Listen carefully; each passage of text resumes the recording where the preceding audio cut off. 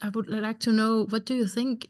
What is going to emerge from this crisis we are in Mm, as a civilization now? And mm, what are your visions? Do you get my yeah. question? Like, what could, because I think you have like a future sense. You can sense something that other people can't yet. That's what I'm Mm. projecting onto you anyway. Well,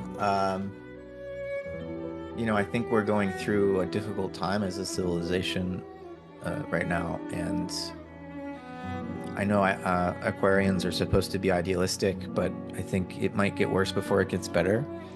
Um, you know, to understand the future, I think it's important to understand the recent past at least.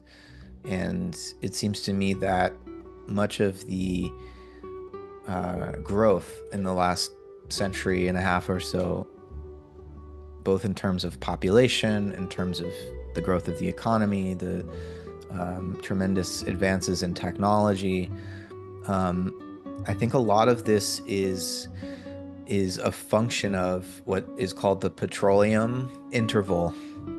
I think it's Rob Hopkins who came up with that term. He's the founder of the transition town movement, which is this attempt to relocalize and scale things down a bit because industrial civilization has set things up in such a way that we imagine we can continue to grow economically and in population uh, indefinitely into the future.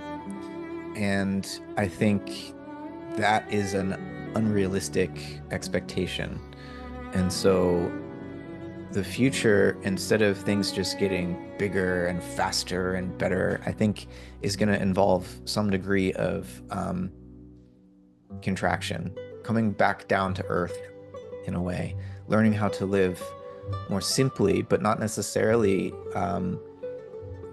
more, not necessarily in a way that wouldn't be fulfilling and meaningful and enriching and nourishing. I think there are ways of uh, transforming our technologies to be less resource intensive and more ecologically attuned so that we can continue to live well, but on a smaller scale, using less energy, being more, something as simple as being more in tune with the diurnal cycle, the day-night cycle. Like we use all this electricity now when the sun sets, which is very bad for our circadian rhythms. And it's like we're trying to fight against these natural rhythms around us through the imposition of um, technologies. I don't, not that I hate electricity, I think it's wonderful, but there are ways that we can, I think, scale back and come back into tune with the world around us. And um, many people who are very excited by technological advances and whatnot uh, might feel resistance to this vision of the future of a more simple lifestyle.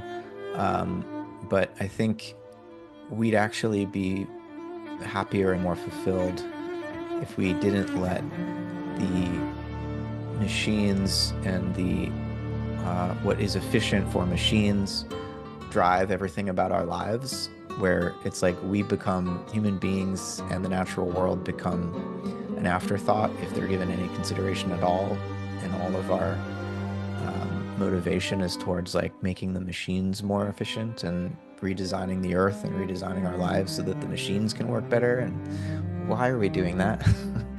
And so I have, despite being an Aquarian who does find technology to be fascinating, I think we can reassess the role that technology plays in our lives um, and miniaturize it in various ways so that it's not so that the machines don't feel like a cage that we're locked inside of, but rather miniaturize the technologies and allow, you know, the green spaces to grow back and to really inhabit the earth with a lighter footprint. Um, but I think to get to that place of a more ecological society, it's going to require uh, a period of downsizing, say, that's going to be painful because the way our economy works and the people that are in power right now do not want this kind of downsizing or degrowth, as it's sometimes called. And so it's going to happen not because we carefully plan it out, uh, but unfortunately, I feel like it's going to happen because of some cataclysm, some catastrophe that brings the whole industrial economy to a standstill and forces us to simplify. And I don't say that lightly. I don't say that because I'm excited about it, but I feel like we're on the verge of um, a collapse, and there's lots of hubris about how we can just continue to grow and advance technologically, and AI is going to solve all our, well, it's either going to solve all our problems or kill us all, depends who you ask. Um, but I feel like there's a lot of hubris now where we imagine technology can solve all our problems, and I just don't think that's the case. Mm. So, not as, I mean, there's hope at the end of the tunnel, but I Mm. feel like the tunnel will contract before we get there. Yeah. I have many questions. I have many questions for you. Okay.